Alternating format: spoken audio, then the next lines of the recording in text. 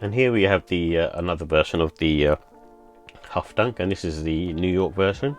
So similar to the other pair, these were sort of a mystery kind of type deal, so depending on which one you can get. So there's 3 different versions. So there was this New York pair, the white and black San Francisco pair, and also a mystery one, which I think was a 1 of 1.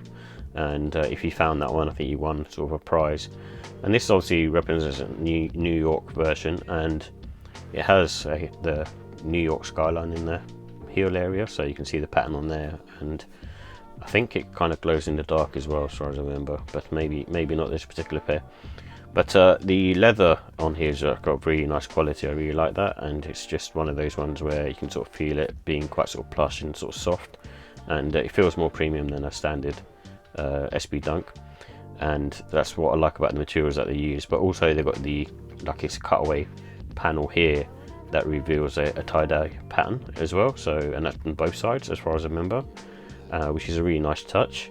But the construction itself of the SB Dunk, it's a throwback to one of these sort of older type models, because it has like a thinner tongue on this, so you have to sort of be wary of that, and it also doesn't have like the memory foam heel pads in here as well. So to me this feels like probably like a throwback to a time of, like, I don't know, 10-15 years ago of other sort of earlier SB Dunks, and it's still a nice one. It's just a bit more I suppose unforgiving in terms of you have to sort of wear it in a bit for it to become more comfortable because of the thicker leather on here.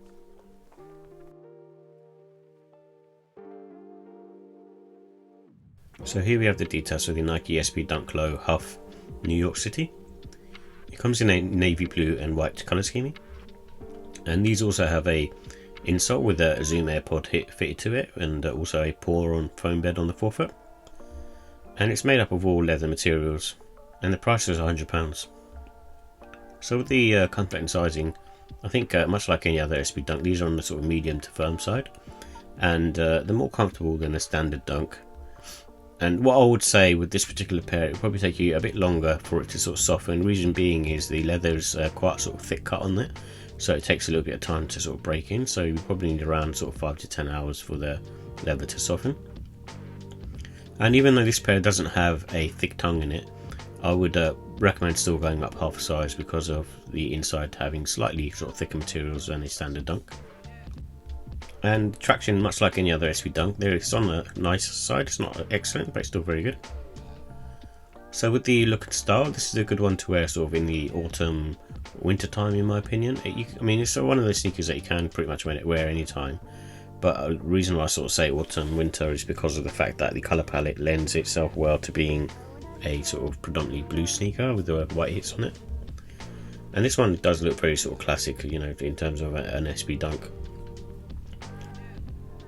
And with this one, I think you can sort of dress it up casual and smart casual because it looks a bit more sort of sophisticated and elevated, and because it's quite sort of a plain sneaker as well. And you can go with sort of a range of different options really. So I think white, sail, grey, orange and blue would also work because all of those are sort of highlighted in some way on the trainer. So with the final thought, I like the skyline detail on the heel with this particular pair. It looks really nice, especially for showing sort of New York on there. And it also has a hidden tie-dye panel on the medial and lateral side of the sneaker, and basically you can cut away at it to reveal it. And this also has really good quality leather on there as well. So it's quite a sort of thick cut of leather.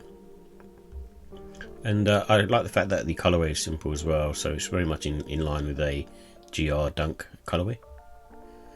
With the cons, I think the comfort on this particular pair, like I said, because the leather's on the thicker side and you don't have too much padding because of the tongue etc being on the thinner side, and probably more akin to a early SB Dunk from the early 2000s. So with the ratings, I give the look and style for this one a 5 out of 5.